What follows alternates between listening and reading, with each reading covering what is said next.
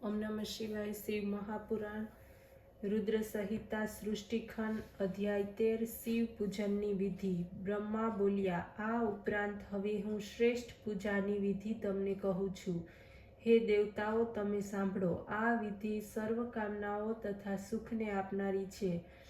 शिव भक्ते ब्रह्म मुहूर्तमां उठी शिव तथा पार्वतीનું સ્મરણ કરવું, હાથ જોડીને મસ્તક નમાવવું અને પ્રાર્થના કરવી, હે દેવેશ, હે હૃદયેશ, આપ ઉઠો તથા બ્રહ્માંડનું મંગલ કરો। હું ધર્મને જાણું છું, પણ મારી તેમાં પ્રવૃત્તિ નથી। હું અધર્મને જાણું છું, પણ મારી તેમાં નિવૃત્તિ નથી। હે મહાદેવ, આપ મારા હૃદયમાં રહી જેવી પ્રેરણા કરશો તે પ્રમાણે હું કરીશ। એ પ્રમાણે ગુરુ સ્મરણ કરવું, મળમૂત્રનો ત્યાગ કરવો, માટી અને જળથી દેહને શુદ્ધ કરવો, દાંતણ કરવું, સૂર્ય નીકળતા પહેલા દાંતણ કરી 16 વાર કોગળા કરવા, છઠ તથા નવમીના રવિવારના દિવસે દાંતણ ન કરવું, નદી અથવા ઘરમાં યોગ્ય સમયે સ્નાન કરી લેવું, દેશ કાળ પ્રમાણે સ્નાન કરવું, રવિવારે શ્રાદ્ધ, સંક્રાંતિ ગ્રહણ, મહાદાન, તીર્થ તથા વ્રતના દિવસે ગરમ પાણીથી સ્નાન ન કરવું, ક્રમથી વારોને જોઈને અભંગ્ય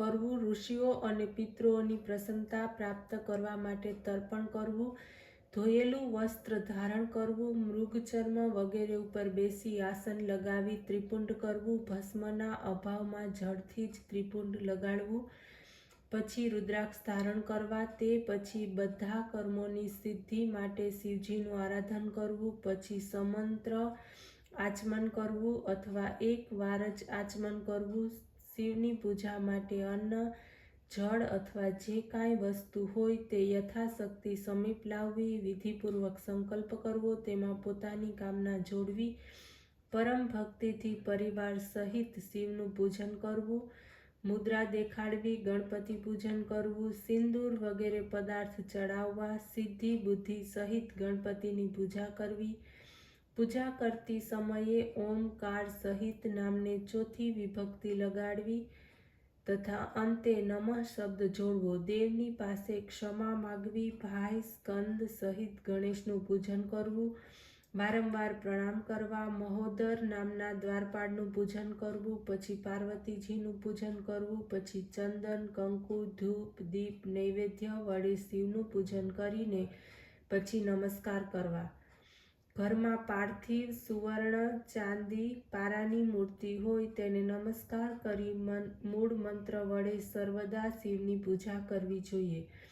તેમાં દ્વારપાળનો નિયમ નથી। ઘરમાંના લિંગ સર્વ પ્રતિષ્ઠા પામેલા છે। પૂજાના સમયે સાંગ પરિવાર સહિત આહ્વાન કરી દેવનું પૂજન કરવું, ઉત્તરના મુખે બેસવું, આચમન કરવું, પછી હસ્ત પ્રક્ષાલન કરી પ્રાણાયામ કરવા, 5 મુદ્રા દેખાડવી, દીવો કરવો, ગુરુને નમસ્કાર કરવા, પદ્માસન કે ભદ્રાસન વાળી બેસવું, શિવજીને અર્ધ્ય પાત્રમાં સ્નાન કરાવવું, અનન્ય મનવાળા થઈ પૂજા દ્રવ્યનું વિધાન કરવું, આહ્વાન કરવું, એ પ્રમાણે યથોચિત ઉપચારથી આસન, અર્ધ્ય, પાદ, આચમન, પંચામૃત વગેરે વેદ મંત્રથી ચડાવવા, તેમાં અંતિમ પદમાં ચતુર્થીનો ઉપયોગ કરવો, ભક્તિપૂર્વક સર્વ વસ્તુ સમર્પણ કરવી, સર્વ ઈચ્છિત પદાર્થ શિવને અર્પણ કર્યા પછી સ્નાન કરવું, ચંદન તેમજ અનુલેપન લગાડવા, તેમજ સુગંધયુક્ત જળની ધારા કરવી, વળી સડંગ મંત્ર અથવા એકાદશ નામ વડે સ્નાન કરાવી માર્જન કરવું, આચમન કરાવી વસ્ત્ર સમર્પણ કરવું, પંચમુખ પર 5 પુષ્પો ચડાવવા, અભિલાષા પુરસ્સર 5 મુખનું ધ્યાન કરવું, બિલ્વપત્રને ચડાવવાથી સર્વ પૂજા સિદ્ધ થાય છે। સુગંધવાળા ચૂર્ણ વડે સુવાસિત બનેલ તેલ પરમ પ્રસન્નતાથી શિવને અર્પણ કરવું, ગુગળ કે અંગૂરનો ધૂપ અર્પવો, ઘીનો દીવો કરવો, હે દેવ મને રૂપ, યશ તથા ભોગ આપો એમ કહી અર્ધ્ય આપો, નૈવેદ્ય અર્પણ કરવું, વિલંબ માટે પ્રીતિપૂર્વક આચમન અર્પવું, શિવને માટે તાંબુલ તથા સાંગોપાંગ વિધાન કરી 5 બત્તીવાળી આરતી કરવી, અનેક પ્રકારના સ્ત્રોત્ર વડે શિવની પૂજા કરવી, ધીમે ધીમે શિવની પ્રદક્ષિણા કરવી, વિધિપૂર્વક સાષ્ટાંગ નમસ્કાર કરવા, નીચેના મંત્ર વડે ભક્તિપૂર્વક પુષ્પાંજલિ આપવી. શંકર સ્વરૂપ તથા પરેશ રૂપ આપના સંતોષ માટે જ્ઞાન કે અજ્ઞાન વડે મેં જે પૂજા કરી છે તે હે શંકર, તમારી કૃપા વડે સઘળું સફળ થાઓ. મારા પ્રાણ તમારામાં છે. હે શિવ, હે ભૂતનાથ, સુખદાયક મારું ચિત્ત તમારામાં છે. મારા દ્વારા જે કંઈ અપરાધ થયો હોય તેને આપ ક્ષમા કરો.